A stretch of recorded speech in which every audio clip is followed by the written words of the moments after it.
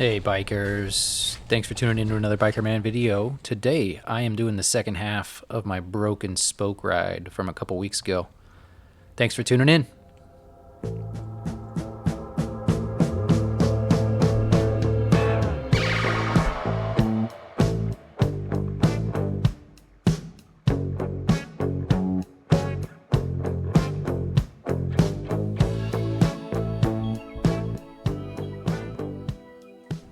So in my last video, I mentioned that after I broke my spoke, I was able to get it into the bike shop and get my bike back 2 days later. And this is the ride that I actually went on 2 days later. Now, there's some doubled up video here. So I tried to get some different views, tried to tape some trails that I didn't get before, and a little bit more of these sort of like touring shots so you can get an idea of the surroundings of what some of these trails look like.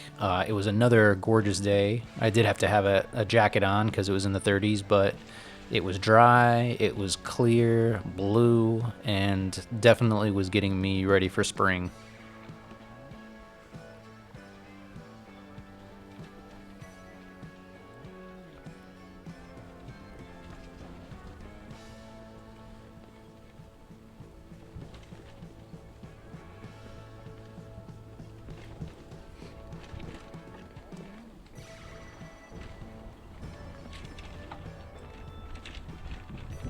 You can hear that wind. That's absolutely the worst part about the winter here in North Texas.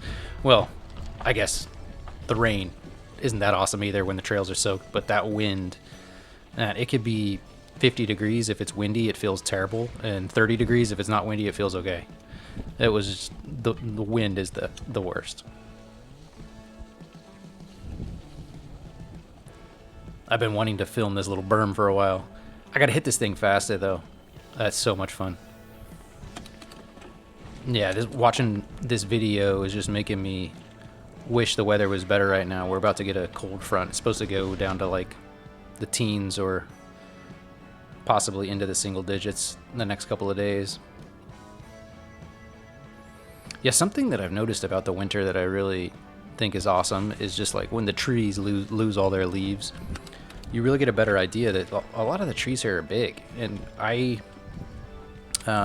from California originally, which is like the land of big trees with the sequoias and the redwoods, and so I kind of always took for granted what the forests were like here. I just kind of thought they were just like, you know, small to medium-sized trees, but in the winter you can really kind of see the beauty, the skeletal remains sort of the trees, and get an idea for the true size of them. It's too bad that a lot of the forested areas here in the Dallas region are now kind of being just, you know, cut down for houses. I don't want to, you know, get in the way of people having houses or anything, but it's just cool to see what it, and think about what it might have looked like when this was all just sort of a wooded, sort of swampy area. That's a cool spot. Yeah, check this out. Look how clear that creek is looking. Yeah, in the summer, you can tell like where all these branches are and everything. I might not even be able to see the creek from there. It would be so green.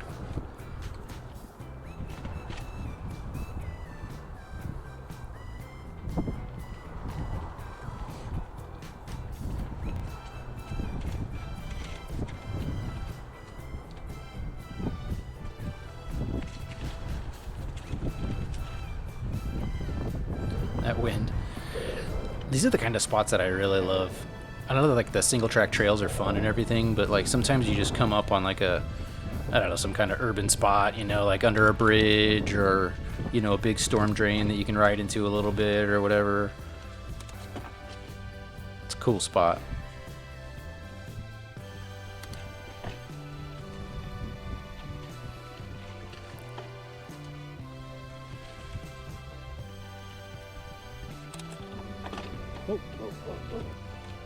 Roots. I was like totally worried that I was going to break another spoke.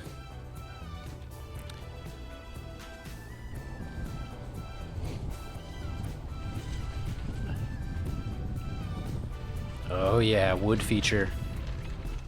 There's nothing better than riding over a wooden bridge.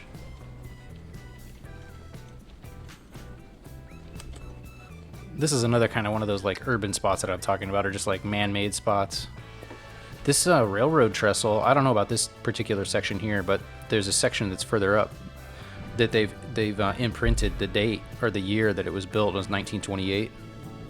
So I kind of assume that this, at least this metal area up here, this little bridge, is probably from about that time frame.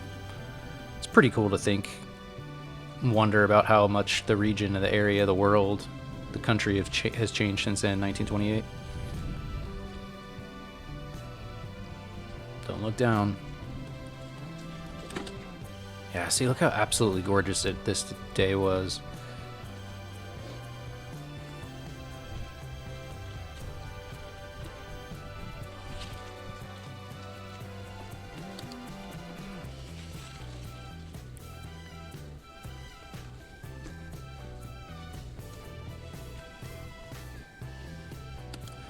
I don't know if you guys can tell the difference on the video today, but I'm testing out a new, well, not testing out, I bought a new microphone.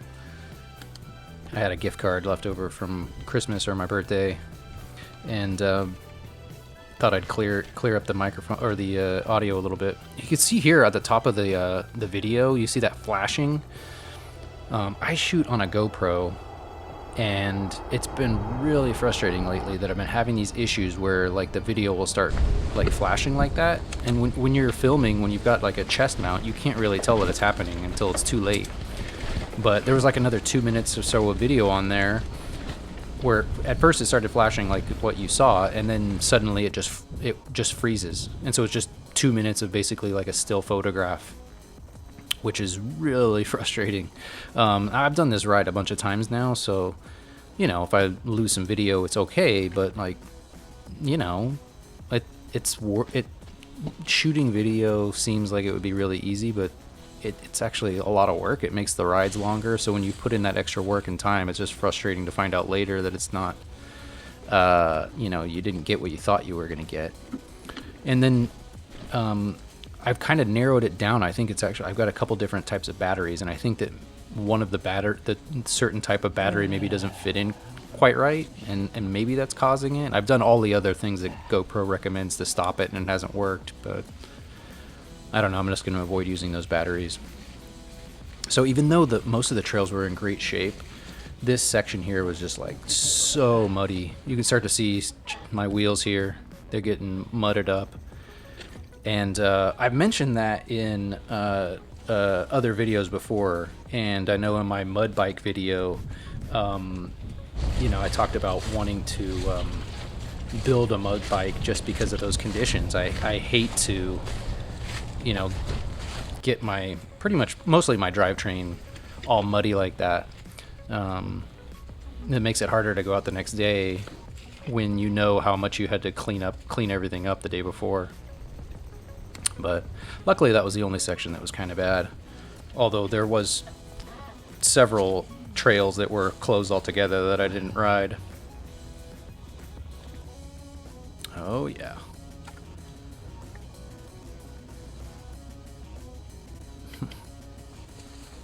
Look at that clearance. Yeah, see the clearance of the front wheel there? That's like one of the biggest things, because the mud here is like, it's clay. And so you don't just like get some mud on your tire and it kind of comes off when you hit a dry spot. It gets on there and it stays. And so if you keep accumulating it, pretty soon you're just like trying to pedal through mud. It's a bummer.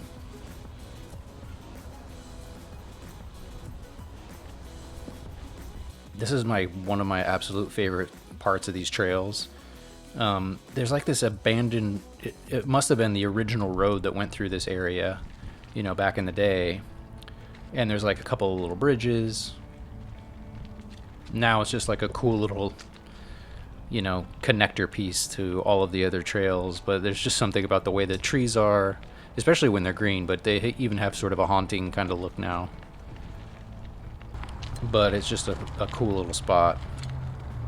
The remnants of, there you can see the bridges, the remnants of the old ways.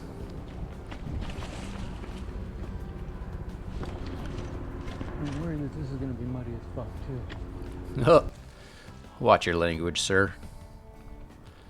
Here's another spot. These are some absolute epic pecan trees.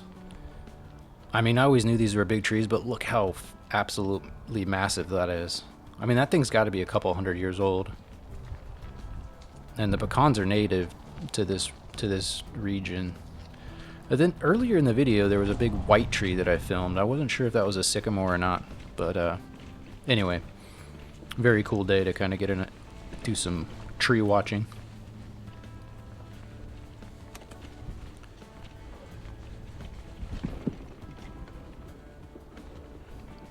Well, guys, thanks for tuning in to a Bikerman video, the second half of my Broken Spoke video.